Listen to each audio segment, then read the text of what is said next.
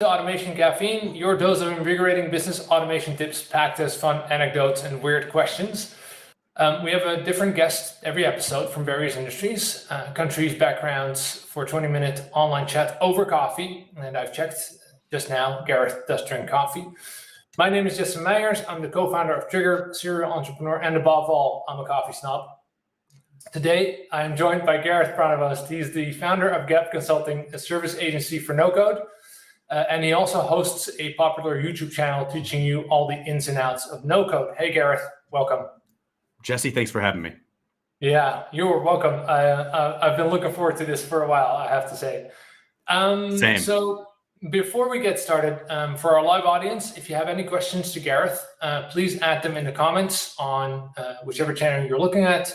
We'll pick them up at the end during our live Q&A. So let's get started, Gareth. In 3 words, who are you? Whew, I'm glad you gave me some advance notice on this one so that I could really think it through. Yeah, thank you. That's a secret, by the way. Oh, sorry. It's so spontaneous. So I went with NoCode entrepreneurial educator. So to break that down, it's educator for me that I think is like the most important. Like entrepreneurial is a part of my personality, but we've always been about education first, and we'll get into this in the story a little bit, but it's always been about focusing on helping other people learn how these things work so that they can live more productive lives. And the other parts kind of just make up other components of my personality. I fell into NoCode, and I've always been passionate about entrepreneurship as well. Cool. Yeah, the entrepreneurial part, I guess that's why you're here now. I mean, that makes you be on these kind of things. Right. How would you, so for some people that might be looking and don't exactly know what NoCode is or might be like a little hesitant, how would you describe that to them? Being the educator that you are, you probably have a really good description of that. I'll do my best. So for someone who's never heard about NoCode, I like to say, you can build a custom application that manages a workflow or process or series of workflows and processes, and do this all without reliance on code. So essentially, I think of no-code tools as kind of breaking into 3 core components. And I think it's usually easier, especially for new people, to kind of put them in these buckets. Those components are, number 1, where does your information live? All the data. Where does it get stored, and how does it interrelate? And so for this, we often use relational cloud-based databases like Airtable or SmartSuite. But there are other tools as well that people are probably more familiar with that I kind of consider to be no-code information storage, vessels like Excel, right? I mean, if you think about it. Yeah, exactly. It's just formulas. And so, it's just a place where you're keeping information, and you can create a couple formulas, and you can, do some fancy stuff. Beyond that, then we get into automation. So how do we move information in, around, et cetera, and ultimately, streamline those efficiencies. And then the third component for no code is how do we interact with that data? And usually that involves some sort of interface or portal or some stuff, top layer that we say, hey, team members or whoever's accessing this thing, here's where you can get in there and do the thing. And you teach all of that. That's pretty cool. It wasn't the goal in the beginning, but it just kind of evolved that way. Yeah. Speaking of that beginning, and correct me if I'm wrong, but I've done some digging, and from what I heard, so you started Gap Consulting, right? After you got laid off and you were broke, right? By turning pretty much your last $50 into $10,000 in just 10 days. While getting married in, if I'm correct, Jamaica. That's right, yeah. And going on your already planned honeymoon. Now, honestly, I gotta say, this when I heard this, I'm like, I'm sorry, but this is insane. Bless your wife for going like, you know what? I'm gonna be the sole person bringing in money in this family, but I'm gonna do it. And man. But honestly. So you turned $50 into $10,000 in just 10 days while doing all these things. How did that work? Yeah. So, and you're not wrong. My wife is a saint for putting up with me during that time. It was hard. So, to rewind just a little bit, I was working in finance. So I lived and breathed Excel, right? Like all day, every day, geeked out on Excel. Like I would come home and talk to my, at the time, fiance, and we would talk about formulas. Like I wrote this formula today. Like that's how geeky and into it I was. And then totally unexpectedly got laid off. And we just bought our house. Oh no! You didn't even tell me that before, man. Yeah. So Brent, like we were like problems. a month into my mortgage, right? Like first payments coming due kind of thing. And we have our wedding planned, 6 months out still, and it's all paid for, thankfully, at this point. But it's still like, how am I going to keep food on the table? How am I going to keep a roof over our heads? And I kind of fell into NoCode, right? So as I mentioned, I was living and breathing Excel. I read an article about Airtable first, and I thought, this looks like a cool software. Now, running at this in parallel to this, I'd always been interested in YouTube as an educator and just as a platform for sharing how-to stuff. And I always thought it was a great vessel for generating what entrepreneurs would call like the know, like, trust factor. I don't know if that translates outside of the US much, but basically the idea that if you want people to want to work with you, you have to, you have to show them that you can deliver. And the easiest way to do that is to help them, like actually help them along their journey, so that when they get to the point where they're going to spend money, they would not consider anybody but you, right? Because you're the person who got them there. And so that I was always fascinated by YouTube for that very reason. And I thought, this Airtable thing is pretty cool. I'm looking online, trying to learn how to use the tool myself, and I can't find any education on YouTube. So I do my first video, and it's very bad. If you want to go back and laugh, go back. It's called Getting Started in Airtable. I think it was 2018 that we put this video out. And I didn't know what I was doing. Like I didn't even know how to use the software to its fullest. But I was the first one to put out content, and so I got into Google Ads. And this is while we're on our honeymoon. And I said, look, I'm going to be gone. I don't have a whole lot of money in the bank, as you already called me out on. But I said, look, I think this is worth a shot. So I spent $5 a day. I mean, that's what a small bet, right? Like anybody can try $5 a day. Tried $5 a day. And I said, let's see if I can, show people what this tool is. Maybe they need help, and maybe they would consider hiring us. Me. It was not us at the time. It was me. And from that, so this video is running, this ad is running $5 a day for 10 days. So $50 all in, and came back from Jamaica, came back from our honeymoon. And I had 4 calls booked on my calendar for people who'd seen the ad, and they said, yeah, I'd like an intro call with you. Which was like, a little intro salesy call type thing. 3 of those 4 converted, which was an insane conversion rate. And the only reason that happened is because I was priced way too low.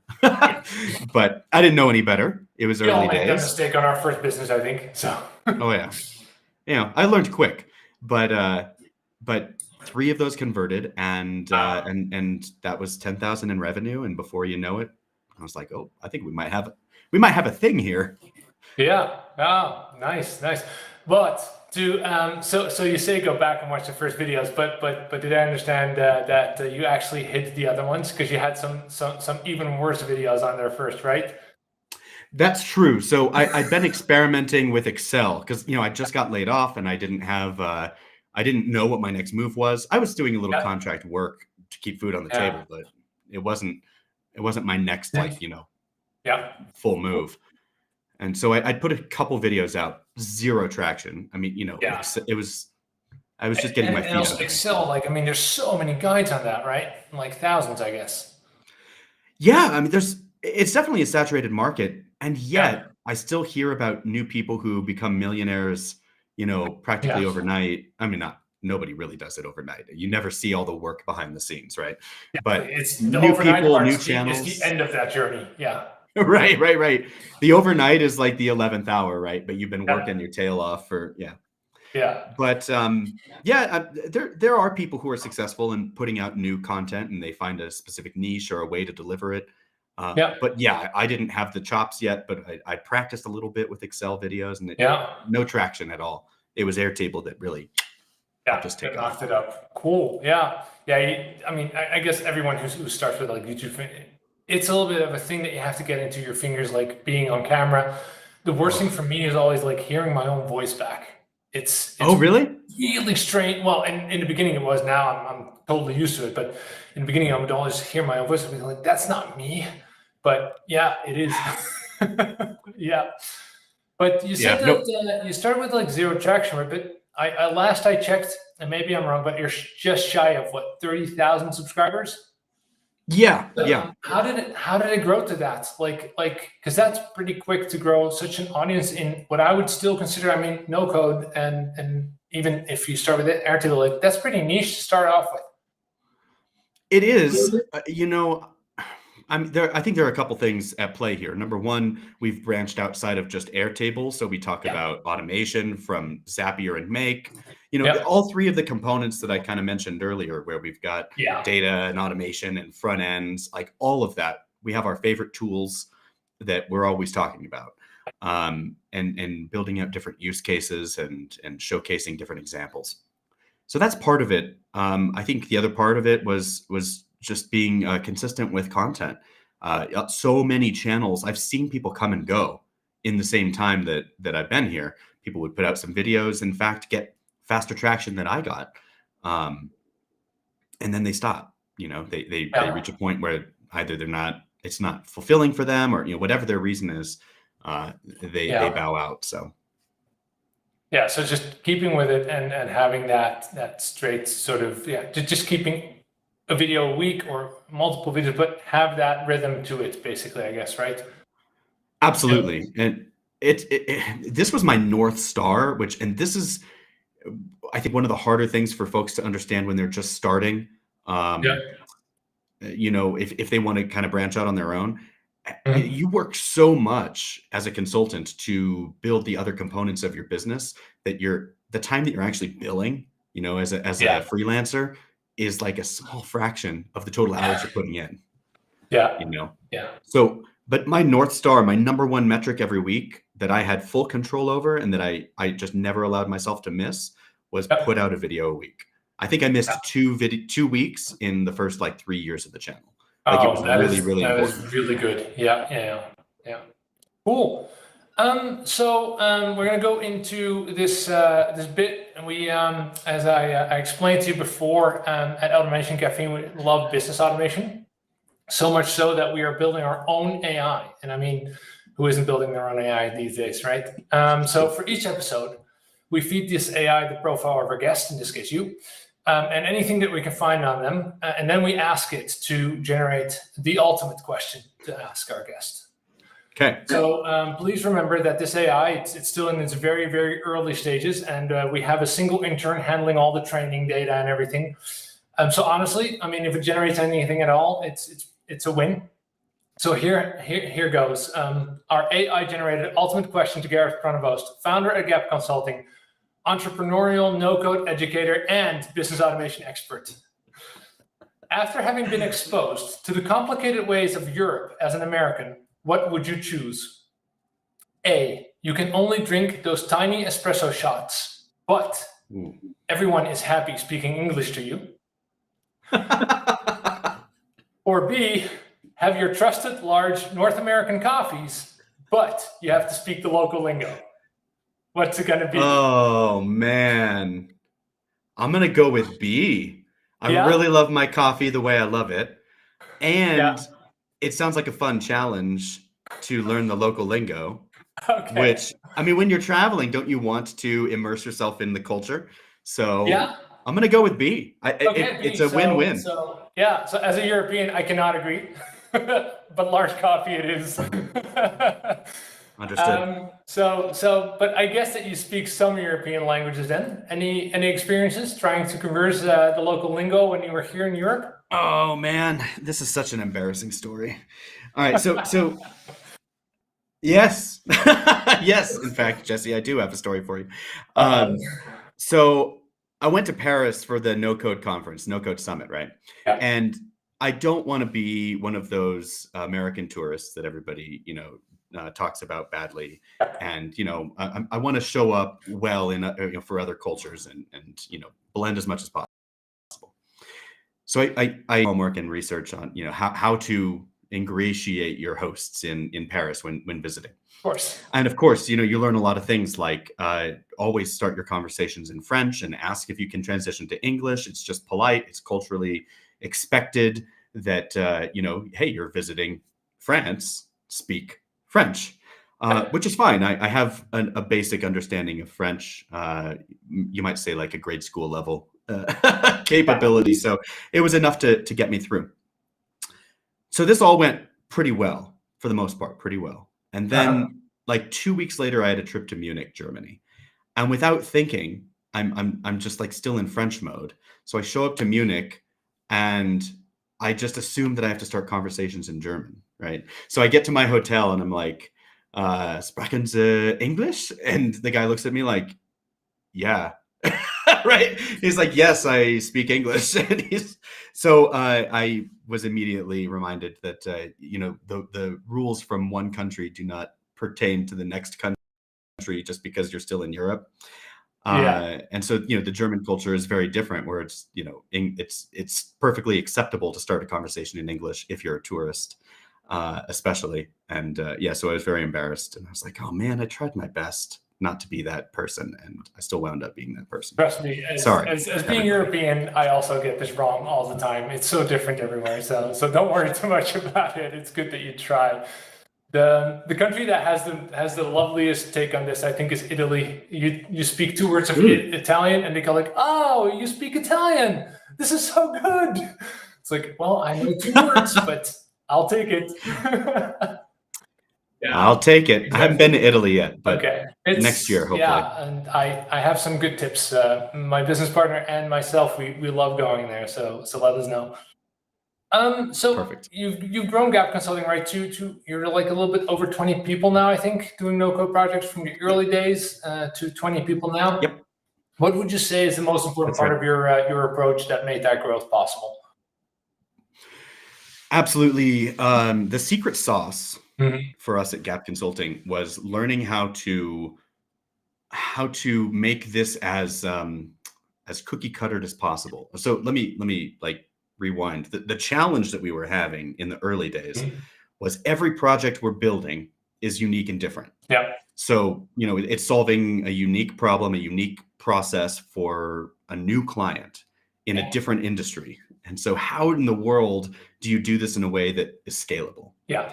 And so what we came to find out is that we needed to devote time upfront to effectively scoping the project, not just, a high level intro call, but actually putting a plan together and putting use cases down on paper and getting the client or prospective client to sign off on this, what we ultimately call a blueprint. Now, this is the secret sauce. And we are so passionate about this that we will pass up on projects that are unwilling to do that, because it's our process now. It's like, it serves so many needs. Yeah. Number one, it tells you what you're building and make sure that you've captured all the use cases. It also allows you to effectively bid on a project and say, this is what we think this is going to cost, because we know how big it is, right? Before it's this nebulous, ethereal thing that we can't really nail down. And then lastly, I think it becomes the marching orders for someone who's building the thing. So when we go to hand this off to a team to build, and we bring in a project manager and a developer to put the project, put pen to paper, as we would say, they now have a plan to do that. Yeah. And it's, if you let a client kind of just email your team and tell them what they think they want, you're going to go off script so fast. Exactly. And it's a mess. It's a disaster. I can imagine that. Yeah, because you get this like, oh no, I actually forget my last email. I meant to say this. Yes. We actually literally had a conversation like that today with like some projects, and someone saying like, "Oh my God, now something has changed again," and they didn't tell us before. And I asked specifically about this. Yeah, it's like right. that. That happens. Don't customers sort of think like, look, because they have to pay. I assume they have to pay for the time spent on creating the blueprint. So isn't that just like, I can imagine customers going like, oh man, I don't want to spend money on you not actually building something for me. Like, yeah. Well, we look at it, and this is the way we mention it to our clients, is that this is they're hedging their bets, really, right? I mean, they are. If we start building something without a plan in place, they're going to spend way more money. First of all, and we've had clients. I remember having clients in the earlier days, especially, that are like, "No, I don't want to spend that money." Yeah. Okay, and then we wind up, just going down a rabbit hole with them and building stuff that they didn't even need, and then going back and having to do double, triple work in some cases. It's more cost effective to plan something up front. And we were talking about Proverbs before we went live here today, and there's an American saying, I think it's an American saying, that's measure twice and cut once. Yes. Essentially saying, like, spend the time planning before you go to do anything. So yeah, I think it's the same idea here, right? I agree. That is super important. But yeah, it's interesting to hear how you explain that to them. So the people that you work with, right, like your project managers and the people who build it, from what I understood, they're contractors, as you mentioned. That's obviously also to do with differences in laws in North America and in Europe, obviously. But what makes them work with Gap Consulting and not set up their own shop? I mean, I can see them being these like really good no-code developers, for example, and especially if they've paid attention to how you do it on YouTube and everything. I mean, you're a great example. So what prevents them from setting up their own shop and work with Gap? Well, we have had a few, of the folks who've worked with us, especially in the earlier days, who have gone on to do their own thing, which I'm in full support of. Like, I'm super excited if somebody wants to take their career that way. Like I said, I'm an educator first. So if you want to go that way, like, I'll help you, right? But we also want to build something that's scalable here at Gap Consulting. And so there's a couple of things we do to really help facilitate that. And the first one is protecting our people. So when we wind up having clients that are not the right fit, and sometimes you don't find this out right away, right? You're a little bit of the ways into a project. We have no problem stopping a project to save our people from burnout. And I think that's really important. So we learned that the hard way kind of early on. We stuck with some clients that we should have paid attention to earlier, and we didn't. And it was a less than ideal situation. Not exactly a case study that you'd put on the front of your webpage. But you have those projects, and then the worst outcome of that is that your team gets burned out. And that's something that we have zero tolerance for now, right? Oh, that's good. And the other thing is siloing work so that it's the work that people want to do. So we have some people who are very talented builders, like they're very talented developers. They get in there and they can build automations better than anybody, me included. But they don't want to market themselves. They don't want to also do the project management element. They just want to build the thing, right? And so by siloing those different roles and responsibilities and allowing people to function in the place where they're most comfortable, they get a pretty good outcome from it. So, cool. And so do we. That is indeed, that sounds really cool. I can imagine people, like, everyone has their own specialty, so it makes sense to put them into their strengths and sort of have them do that. That's so each episode, as you know, we ask our guests, as we have also asked you, we'll go into that later, to ask a question to the next guest. And this is also one of the reasons that we had a pilot episode last time with Mark Hulshoff, who's my co-founder, and with whom we talked about his first experience with software development. So if you haven't seen this, I'll quickly iterate through it. So Mark had this experience where they just sold the company that he worked with, and he had sold it. And the new owner was trying to implement it because it was a startup. So they were like, "Oh, we have all these new features that we want to build. Can you give us a quote?" So Mark goes back to the development team, and the development team goes like, "Oh, that's a pretty hefty list of features. Yeah, they're pretty different. If we want to really do this, we'd better start all over again."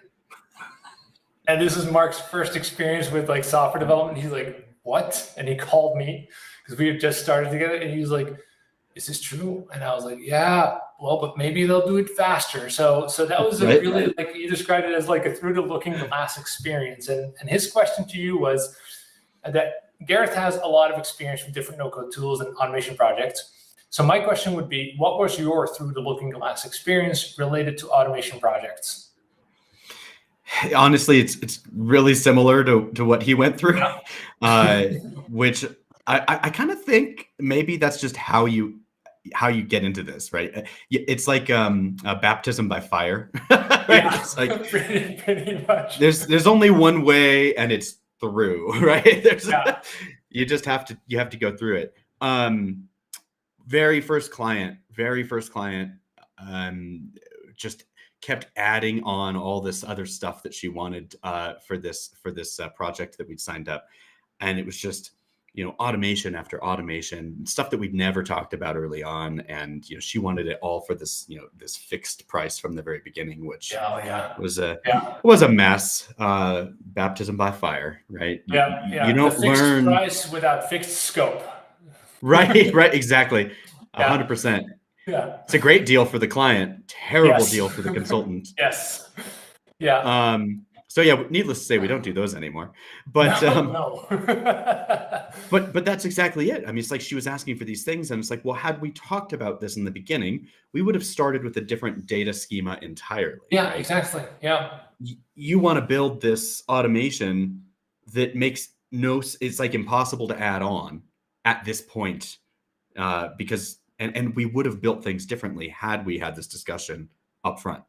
Exactly. So it's like it was you start with a shed, and then they're like, "Yeah, let's build a skyscraper." You build the skyscraper, and they go like, "Where's the parking garage?" And you're like, "Well, that's an inconvenient time to ask." They're like, "Yo, no, actually, we need to drill underneath the skyscraper now." And you're like, "Wait a second. If I do that, it's gonna collapse, right?" And they're like, "It's gonna look like it belongs in Pisa." Right. Exactly. So let's take a look at some of the questions that we have. Here we go. We have a first question from Oliver. Where do you see the no-code movement heading in the next few years? Oh man, I am excited about the education side of things, and I'm hopeful that there's some sort of certification over the next few years for, namely for us as an agency, so that we can say, hey, these people that we're bringing in on the team, we know that they're, they have a basic understanding, basic working knowledge. But I also continue to see new niche tools coming out all the time. And sometimes I feel like new tools are coming out that are new software tools that aren't competitively better than the existing tools. And so I don't think too much about those, but it's the new tools that do stuff that no other tool on the market does that is really interesting. So an example, human in the loop automation. Like I've seen it's like the new one of the new software trends that I'm seeing right now is automation tools that are coming out where you initiate it through some sort of button push or something like that, and there's like a human interaction component, but the automation is still working in the background. It's very interesting, and I'm excited to watch that evolve. It uses the same principles that we're already building with, right? But it's like new trends in the software. Also AI. I mean, gosh, you can't have a conversation about anything in software related without talking about AI, or people will automatically discredit you. Speaking of which, so we don't have a name on this one. The LinkedIn user says, hey, it's fascinating. Curious as to what percentage of your clients are asking for some type of LLM, so that's large language model, integration as part of the solution versus a straight up templated connect point solutions workflow automation. So like how many people want like a sort of a bespoke AI integration versus like the standard things that you can also get? Yeah, so I'm actually surprised that we don't see more demand from our clients right now for AI. So from my perspective, what I've seen is a lot of buzz around AI. You know, a lot of speaking opportunities, a lot of fun stuff with AI, and I've definitely integrated it into our workflows at Gap Consulting. I've got some awesome AI using ChatGPT and some automation connectivity there. And the prompt is the same each time with some dynamic data, and it's fantastic. Saves us hours. But the client side of things, people who are coming in and asking for this, I'm not seeing a huge demand yet. So I don't know what that means. Is it a lack of education where people just don't know what's possible? Yeah. I think it's hard to know what's possible for your specific process. Like, I mean, you've done it in a certain way. AI can do all these things, but you don't really know how to sort of patch it onto your process. I guess there's indeed a lot of educational need. I think on that part. I heard a colleague of mine say something similar today. He's like, yeah, whenever I talk to partners of ours, he's like, I explain what you can do with AI because hardly anyone seems to know how to use it. I think it's going to have to take some time before people sort of start seeing opportunities when they are maybe a little bit more familiar with the tools. But we have a couple more because we have time for one more. So I pick one that I think is really cool, which is this one. So do you have any advice for anyone who's at a rough patch and wants to pivot their career? I think that's a nice question to answer. Honestly, I get this question a lot. Thanks for the question, Mary. I'm assuming, Mary, that you're meaning pivot in terms of becoming a no-code freelancer or something along those lines. I assume so, yeah. And I would say, there's a huge opportunity, right? I'm not trying to necessarily make more competitors for us, but I really believe, I believe it's look, I have this approach to it. Rising tide lifts all boats. We are in this part of the evolution of no code that there's more business than I could possibly handle on our own. We cannot grow fast enough. So if somebody's looking to pivot, couple of options for you. Number one, if you have any friends or family members who are small business owners themselves or large business owners, see if you can help them with a project. Get your feet wet. And now you have a portfolio started. Also, you can reach out to local organizations that are small business focused in your community. See if there's anybody in your community that might need some help with automation, efficiency, productivity, et cetera. That's effectively what we're doing, right? And then, lastly, you might also consider joining up with an existing agency. There are several agencies like mine that are, similarly sized. Some I'm sure that are even bigger that are always looking for new talent. So, there's plenty of options, whether you want to join an existing team or kind of just strike out on your own or just start building your portfolio. You got a lot of choices. Yeah, that's cool. Well, everyone, that's all we have time for today. The next episode will be live on January 31st, and we'll have Sahil Khosla on, who is a great person to follow if you want to get started on that career in no-code, because Sahil is the founder of NoCode University, where you can enroll in courses that teach you everything about no-code. So it's similar to the YouTube channel that Gareth has, but he has a whole university of that. Gareth, thanks for coming on the show. I hope that you had a good time. Of course, thank you. One more thing, and that is your chain question. And what is your chain question to Sahil? All right, coming at you, Sahil. How do you imagine the no-code industry consolidating in the future, especially around the small, medium business and enterprise sectors of the market? Cool. We'll ask that to Sahil next time that he is on.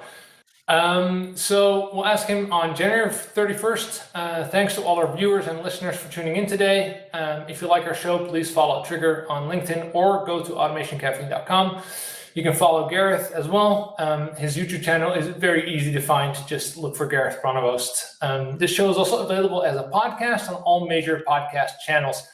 Thanks for tuning in. Thanks, Gareth. And we'll see everyone on January 31st. Bye-bye. Thank you.